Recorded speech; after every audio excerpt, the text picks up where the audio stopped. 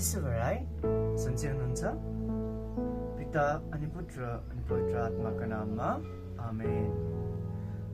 आज म फेरि तपाईहरू समक्ष सन्त मत्ती अनुसार सुसमाचारबाट लिएको छु। 5 अध्याय अनि वचन 17।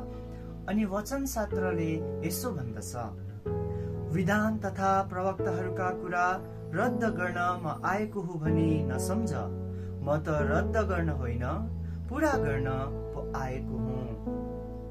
विधान तथा प्रवक्ताहरूका कुरा रद्द गर्न म आएको हुँ भनी नसम्झ, म त रद्द गर्न होइन पूरा गर्न पो आएको हुँ।